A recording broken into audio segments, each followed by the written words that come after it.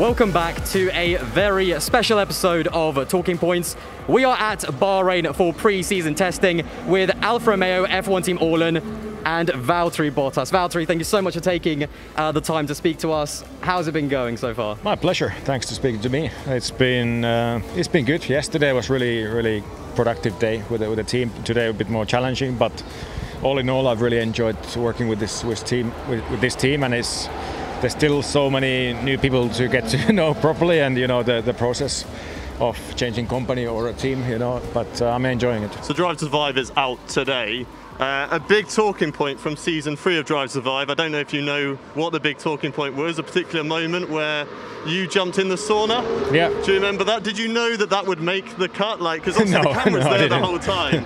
But were you expecting just to be literally caught bare on camera? Not really, but it doesn't matter. For Finns, it's normal to be naked, especially in the sauna. Yeah. So it's normal for us. So I did like that they used it for the trailer, all of their marketing, just whenever they could fit it in. But how do you find actually with Netflix around here the past couple of years? Is it a little bit different than when you film with, say, Formula One? Are they a little bit more open? Do you give kind of a little bit more to them? It's they're actually good in a way that you barely notice them. You don't really notice them. They're around, and they are capturing so much content from every weekend that then they can kind of put the pieces together. So they've been really good, and for me it's been always fun talking to them. Obviously they sometimes try and dig out big stories or conflicts, so of course you need to be always a bit careful what you say. We all know about those. Yeah, exactly.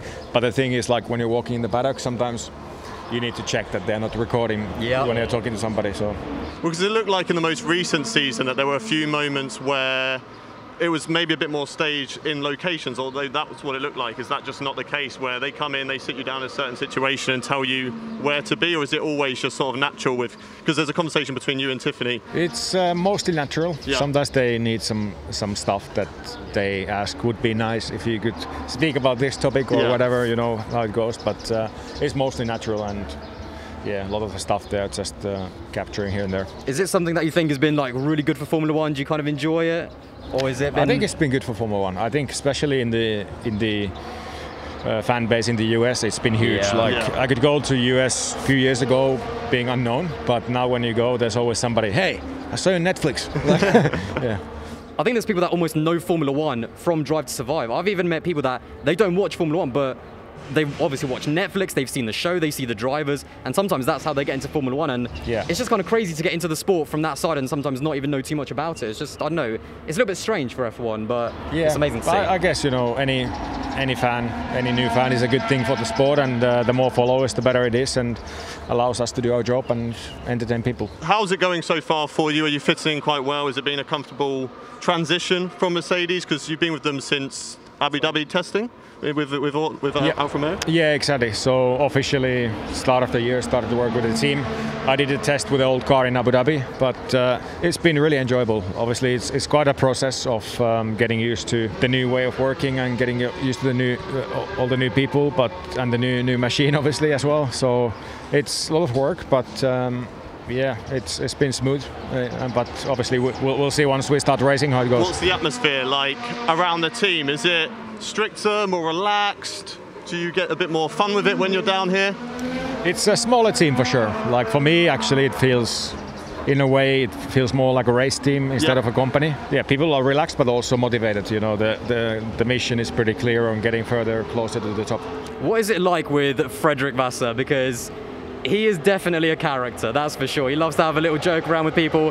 What has it been like with him? Because I love seeing, every time I see him, he's always smiling, he's always happy. So how have you found it working with him? Fred is a good man. He's a good leader as well, but also just a really nice guy. He can be strict and he can really, try and get most out of the people. But at the same time, he always has a joke or two up in his sleeve. Yeah. But I know Fred from a long time. I used to race for his team in Formula 3 and GP3 a long time ago. Yeah. So it's nice to work with him again. It seems like, because it seems like a lot of people have worked with him in the past for GP2. I think he was also there when Lewis was in GP2 as well, so it's good to know that he's kind of, he knows a lot of people around the paddock. But also, how have you found so far with these brand new cars as well compared to last year? Is it something, what are the differences that you've kind of found?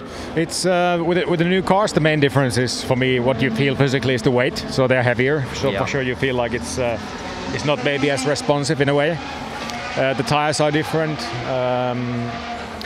But what I've experienced so far, like following other cars, is actually better. It's definitely easier to follow other cars in the corners. So, and I feel like all the teams in terms of performance are going to be closer. So I think it's going to be quite mixed top 10 results, mixed top 3 results, and that's what we want to see. We have actually been able to see your brand new helmet up close as well. So how did you find that? Are you someone who kind of every single season you want to do something brand new, something different, or did you kind of want to keep it a similar design, because it's quite a little bit different to what you had at the Mercedes? It is, yeah. I've actually, in recent years, I've changed my helmet quite a bit, and I also do a lot of special edition helmets. Yeah. My girlfriend actually designs the helmets, really? So it's a nice process. Wow. We can do together. And this one, yeah, obviously, yeah, as everyone knows, my favorite color is blue. So of course there's this shiny blue, but then I wanted to introduce a bit of Alfa Romeo colors, so the same red as I have in the car, and obviously the white. So it's just a combination of those, and for this helmet I wanted to make it look fast. And to me, like when you put it stand still, it looks like it's going already 200 miles per hour, so that was the target. To be fair, that's what they say about cars.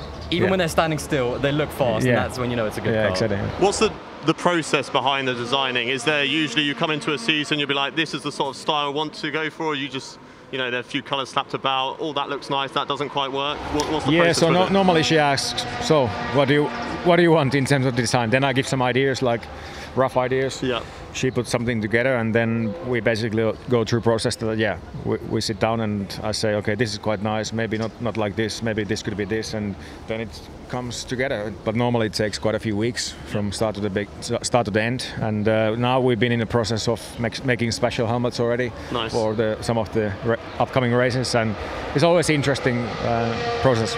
Do we get an idea for what races we might expect those special helmets, or are you going to keep that hidden? The first one I can reveal is going to be Australia. Nice. Because she's from Australia, so there's a bit of a connection. So it's going to be good to be back there as well. Obviously, last time out, 2019, obviously you won, and we haven't been there for a while. I mean, do you like it out there in Australia? How do you find the track? It's a great place and great track. And track changes, of course, for 2020. Yeah, they've changed the track a bit. I heard they're like sold out already for the Grand Prix, so I think it's going to be amazing. And I actually went in January to Australia, and I love the country, so good place to go. What was it like to finally be out there? Because like you say, you were out there in January with Tiffany. What was it like to be out there, be with her family, and sort of see her side of the world? Because, you know, you've been cooped up in the F1 paddock for so long, not being able to travel to Australia. What's it been like? Exactly, yeah. Like she didn't see her family for 2 years, so you know, now finally got to see them and spend some time together. And yeah, it was good to go back. And also there seems like life is getting back to normal, and it's good to see. So I feel like hopefully nowadays the traveling should be easier.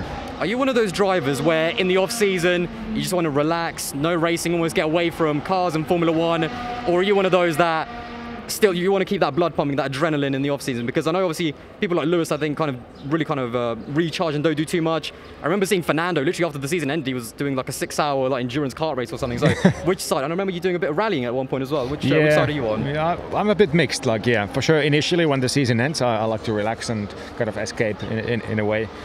But then I love sports anyway. I love the training part of things, and I love traveling. So normally quite active. I like to keep busy, and I need to get my adrenaline somehow, and sometimes I do it with rallying and stuff. So this winter I didn't do rallying, but I did plenty of ski-doo with a snowmobile riding in Finland. A big cycling fan as well, and of course your girlfriend being a cyclist. Is there a big competition between you? Obviously, you know, you're not going to be close to her level, but I'm sure you are competitive still when you get out there, and you want to try and get as close as you can. Yeah, we don't really compete against each other. No? Normally it's not a good idea. Like someone is always going to be happy and someone is not. Yeah. But I've done actually some amateur bike races myself. I'm a big fan of cycling, and I enjoy it's obviously a great way to, build your fitness and for training, but it's also, for me, it's fun. Yeah. It's a nice hobby to have. I suppose it's good that you get to, same with the designing the helmets, that you get to spend so much time together whilst also doing productive things as well. Yeah, exactly. And when you travel, it's so great way to see places. You have much more time than if you're driving a car to actually see places and explore the surrounding areas. So looking ahead actually to this season, obviously, only a week away really. I mean, how have you found so far the first couple of days with the car? Because, I mean, we were watching it out on track yesterday. It looked really nice. I mean, you looked like you were really enjoying yourself out there. I mean, how have you found it? It's been good. Like we've had some troubles, which is part of testing, and then normally that means that there's a bit of delays. So, but yesterday was a productive day, and once the car has been on track running well, I really enjoy it, and it's getting better and better each run. And I must say, the livery. I mean, it looks beautiful, right? absolutely amazing out there. It's so crazy. nice. Yeah. Good to hear. We saw you as well out there because we were watching turn 8, the hairpin, and we saw every now and again you just getting on the throttle, getting that rotation around using the back end. Is that always fun to get that little pop, that little drift sometimes? Yeah, the thing is with F1 car you can't drift too much, you know, but yeah, you always try to drive it the fastest way you find, and sometimes it might be playing around a bit. And what are you thinking? We've got Bahrain, obviously the first race of the season, only a week away. What are your kind of expectations? Obviously, you know, you don't want to kind of talk yourself up too much. You want to make sure that you stay grounded. But what are the expectations for your first race for the team? I want to get points. You know, I think that's a good target to start working together. So that's what we're working hard towards too. But let's say from testing, as you know, always hard to predict where you are. But I think that is realistic. So that would be a good starting point. I think the best way that shows it is confidence. And like, do you feel confident that you've jumped in the car and straight away you feel like, do you know what? Actually, this is going to be a decent car this season. Yeah, that's actually the feeling I've had, so that is good. It's a good starting point.